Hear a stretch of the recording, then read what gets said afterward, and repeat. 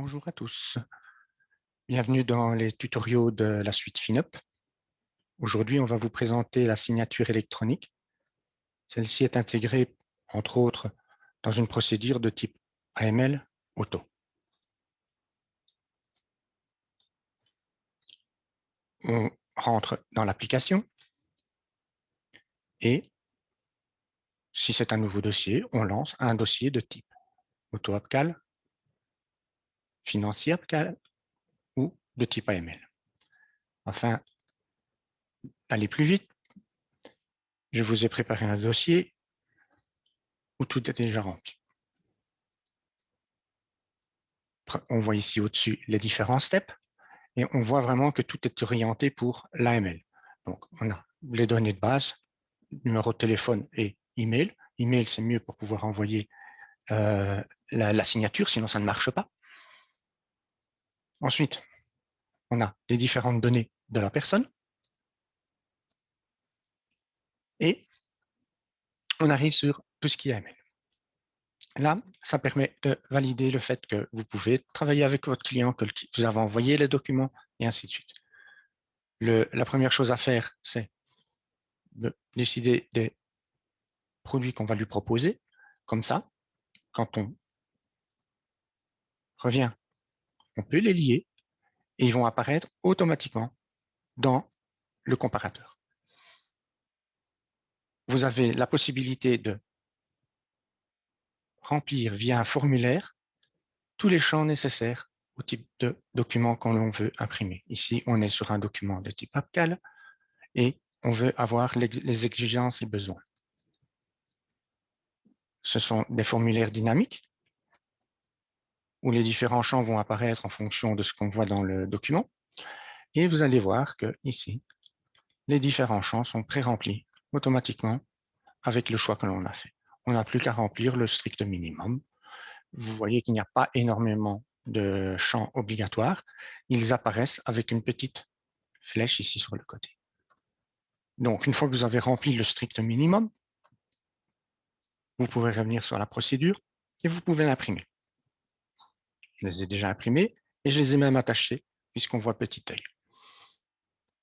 Le document a été pré-rempli avec les données de la personne, avec vos données de courtage et évidemment, il n'est pas signé. Le but du jeu ici, c'est de le faire signer et d'avoir une preuve que l'on a fait ce travail-là à une date donnée. La signature, il suffit simplement de cliquer ici et ça va envoyer un mail à la personne pour une demande de signature. Comme je vous l'ai dit, je l'ai déjà fait. La personne va recevoir ce type de mail.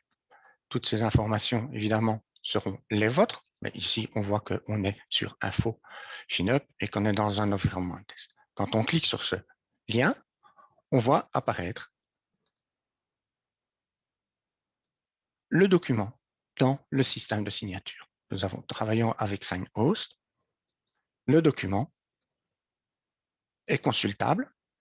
Une fois qu'on est d'accord, on clique sur suivant ou on dit on désapprouve. Si vous êtes d'accord, on vous demande de le signer. Vous avez deux possibilités. Soit vous êtes déjà enregistré chez SignHost et à ce moment-là, il va apposer votre signature. Sinon, vous signez à chaque fois. Si vous n'êtes pas content, il y a moyen de recommencer. Vous dites « Je signe » et à ce moment-là, le document est signé. Un mail est envoyé au client et à la compagnie ou au courtier. Dans ce mail, on vous dit « Le document a été correctement signé » et le document signé est un attachment. Vous avez aussi, pour le courtier ou la compagnie, le récépissé avec toutes les données certifiant que vous avez bien fait signer avec les IP, avec par où c'est passé, avec la signature et avec un token ou un ID, un transaction ID ici, qui est tout à fait unique et qui certifie le document. On va retourner dans notre procédure. Le client a signé. Eh bien, il suffit de cliquer sur ce bouton-ci pour récupérer les documents. Automatiquement, ils vont être liés à votre procédure et vous pouvez les voir ici directement dans la procédure. Nous sommes donc dans le document et qui, cette fois, est signé. Et vous voyez, c'est exactement le même stample qui est apposé. Et il est apposé sur les deux documents, puisqu'on a mis deux documents dedans, en sachant qu'on peut faire deux signatures, mais c'est un coût supplémentaire. Le logo ici peut être changé selon vos besoins. Une fois qu'on a fait ça, on peut continuer la procédure. On rentre dans l'objet de risque et on peut aller jusqu'à l'offre ou la proposition et ainsi de suite. Mais ce n'est pas l'objet du tutoriel d'aujourd'hui. On va en rester là.